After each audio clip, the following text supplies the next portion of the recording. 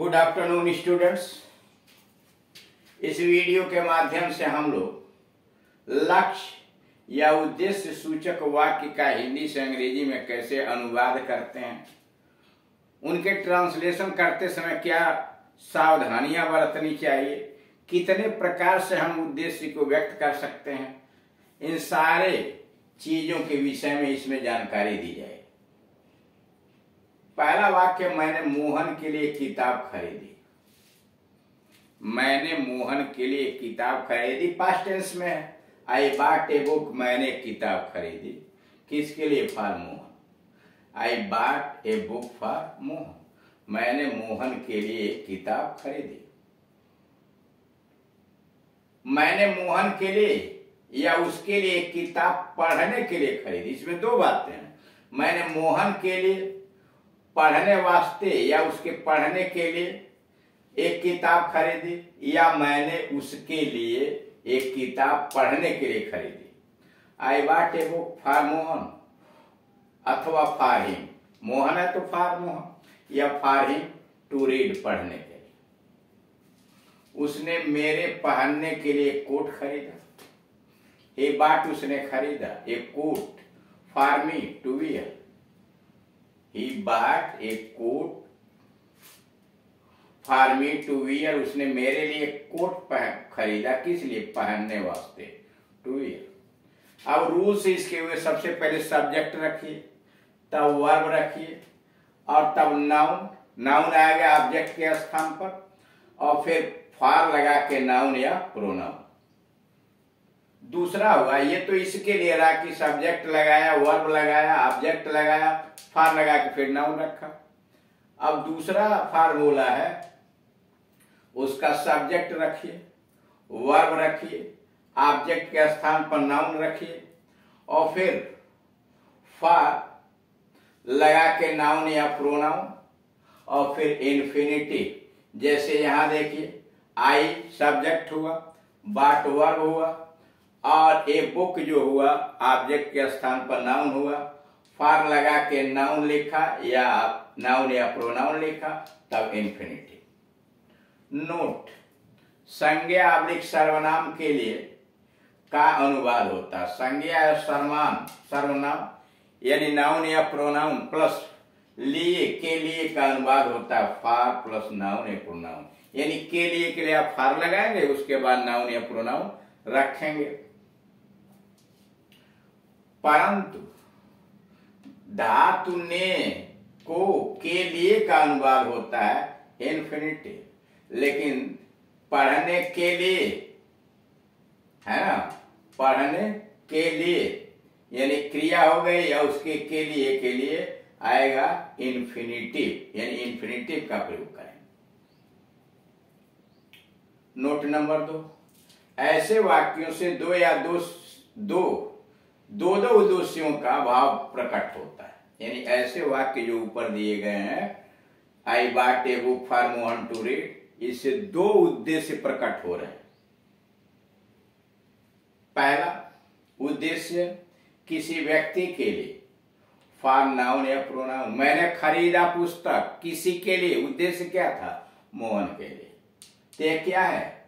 यह दो उद्देश्य। पुस्तक खरीदने का उद्देश्य मोहन के लिए खरीदा, और दूसरा उद्देश्य क्या है? किसी कार्य के लिए। यानी मोहन के लिए खरीदा तो कार्य क्या करेगा, उसका उद्देश्य क्या होगा? पढ़ने के लिए, टू रीड। पढ़ने के लिए इन्फिनिटिव आ गया, टू रीड, किसी कार्य के लिए। यानी पहला उद्देश्य होता है व्यक्ति के लिए, तो फॉर लगा के नाउन या प्रोनाउन रखते हैं, और दूसरा किसी कार्य के लिए तो इन्फिनिटिव रख दिया जाता है, जैसे टू रीड, पढ़ने के लिए खरीदा। कभी कभी संज्ञा अवलिक सर्वनाम के लिए अनुवाद टू प्लस नाउन या प्रोनाउन भी होता है।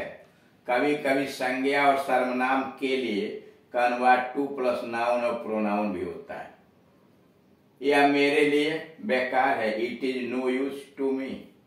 It is no use to me. यह सबके लिए बेकार है, it is no use to anybody. It is no use to anybody, यानी किसी के लिए भी किसी काम का नहीं है। मतलब सबके लिए यह बेकार है। उसके बाद है ऐसे वाक्यों से संज्ञा धन के लिए का अनुवाद होता है, इस प्रकार भी होता है। यानी ऐसे वाक्यों में नाउन प्लस फॉर यानी के लिए का अनुवाद इस प्रकार भी होता है। सब्जेक्ट रखिए, फिर वर्ब रखिए, ऑब्जेक्ट रखिए, फिर फॉर लगाइए, दी सेक ऑफ, और फिर नाउन यानी सब्जेक्ट रखिए, उसके बाद वर्ब रखिए, ऑब्जेक्ट रखिए, और फिर फॉर लगा करके दी सेक ऑफ, फिर नाउन। एक दूसरा तरीका भी है, सब्जेक्ट रखिए, वर्ब रखिए, ऑब्जेक्ट रखिए, फॉर लगाइए और नाउन अपॉस्ट्रोफी एस सेक। नीचे उदाहरण दिया हुआ है, मैंने बच्चों के लिए खिलौने खरीदे। मैंने बच्चों के लिए खिलौने खरीदे। आई बॉट टॉयज, मैंने खिलौने खरीदे। For the sake of the children, बच्चों के लिए, for the sake of the children. अब वहां सीधे आप लिख सकते थे आई bought toys for the children. अब इसमें फॉर द सेक ऑफ जोड़ दिया गया है, I bought toys for the sake of the children. दूसरा भी तरीका है दूसरे फार्मूले का, I bought toys for children's sake. Children में अपॉस्ट्रोफी यस लगाया और तब सेक लिखा, यानी दूसरे फार्मूले के अनुसार होगा आई बॉट मैंने खरीदा, टॉयज खिलौने खरीदे, फॉर चिल्ड्रन सेक बच्चों के लिए। यानी यह दो फार्मूले हुए।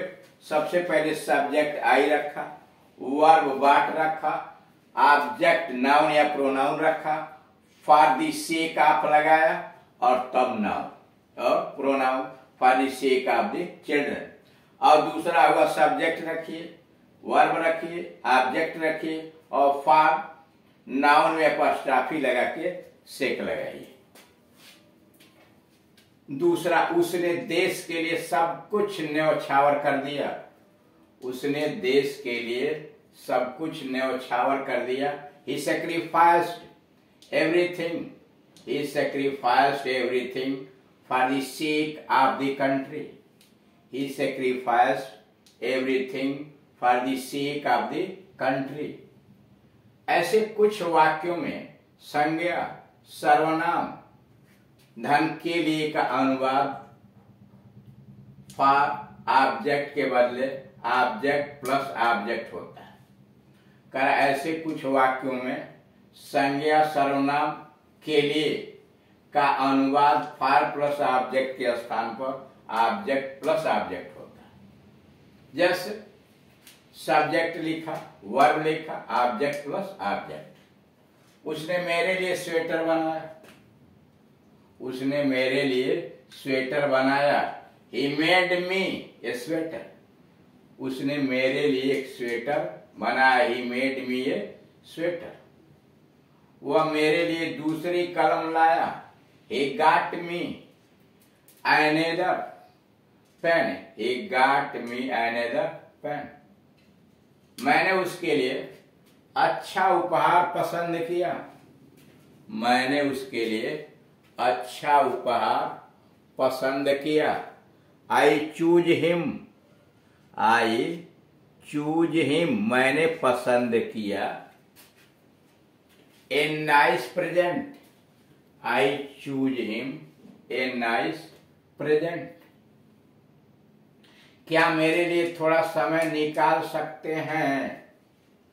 क्या मेरे लिए थोड़ा समय निकाल सकते हैं? Can you spare? Can you spare me some time? Can you spare me some time? क्या मेरे लिए थोड़ा समय निकाल सकते हैं? Can you spare me some time? पांचवा, क्या मेरे लिए एक काम करेंगे? क्या मेरे लिए एक काम करेंगे? Will you do me a favor? मतलब पक्ष, फेवर मतलब पक्ष में। Will you do me a favor? क्या मेरे लिए एक काम करेंगे? Will you do me a favour? Number 6, क्या आपने उसके लिए कुछ भोजन रखा है? क्या आपने उसके लिए कुछ भोजन रखा है? हैव यू लेफ्ट रखा है प्रेजेंट परफेक्ट में है, इसलिए हैव सहायक क्रिया लगाया और सहायक क्रिया के बाद मुख्य क्रिया का थर्ड फॉर्म लगाया। हैव यू लेफ्ट, क्या आपने छोड़ा है यानी रखा है, हिम उसके लिए या हर उसको, some food, have you left him some food या have you left her some food. Number 7,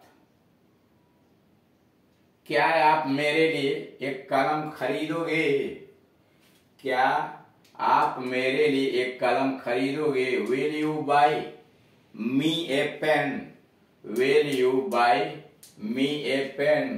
क्या आप मेरे लिए एक कलम खरीदोगे? Will you buy me a pen?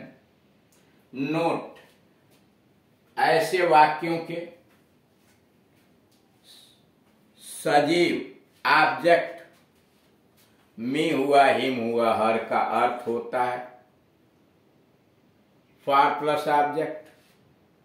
कर ऐसे वाक्यों का सजीव ऑब्जेक्ट यानी मी हुआ, हिम हुआ, हर का अर्थ होता है फॉर लगाइए और ऑब्जेक्ट लिखिए, जैसे for me, for him, for her.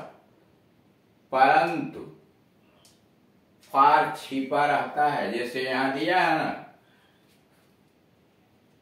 Can you spare me some time. अगर इसी को उलट के अगर आप रखें, will you do me a favour, तो will you do a favour for me? He made a sweater for me, पीछे ले जाएंगे तो फेवर फॉर लग जाएगा, लेकिन आगे है तो नहीं लगा, यानी फॉर यहाँ छिपा हुआ। तो वही कहा जा रहा है कि ऐसे वाक्यों के सजीव ऑब्जेक्ट मी, हिम, हर का अर्थ होता है फॉर प्लस ऑब्जेक्ट, यानी for me, for him, for her.